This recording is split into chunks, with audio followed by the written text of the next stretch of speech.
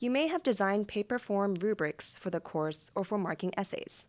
With Turnitin GradeMark, it is now possible to implement rubrics when marking assignments online.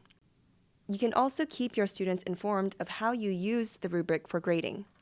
In this video, we're going to review how to create rubrics and grading forms. Let's assume you've created a Turnitin assignment.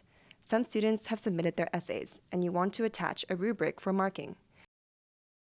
We start by clicking on a student's essay to open the document viewer.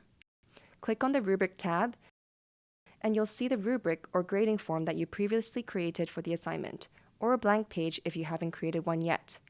Click the blue tab and then Rubric and Form Manager to open the manager. You can use the menu button to create a new rubric or duplicate a rubric that you created in the past. You can also import predefined rubrics, then modify it. Sources of standard rubrics can be found on the internet or from our website. After uploading, you can find the imported rubric in the menu list. If you want to build the rubric from scratch, you can click on Create New Rubric.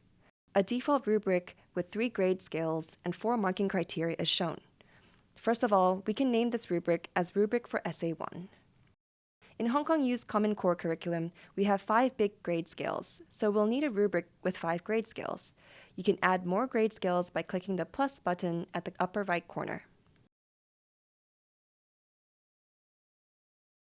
You may see a 0 on the top and 0% on the left, and this is to do with the scoring methods. At the top right corner of the rubric, you can see there are 3 rubric scoring options.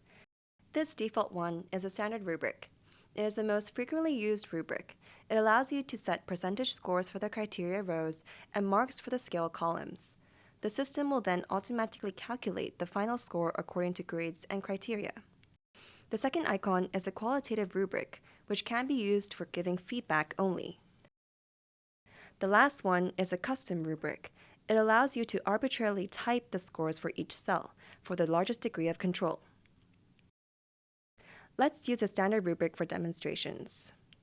If you need to build a rubric on your own, you can enter details for each box as well as criteria and grade scales. We now have 4 criteria and 5 grade scales, so we need to fill in 29 boxes. After filling in the details, you can click Attach to Assignment at the bottom left corner, such that the rubric can be attached to the assignment.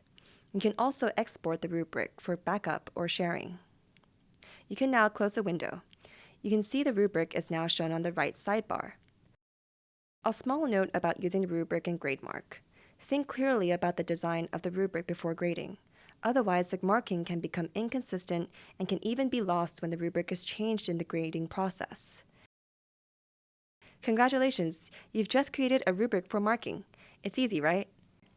After designing the rubric, you can use the rubric for marking. More video functions will be released soon. Stay tuned!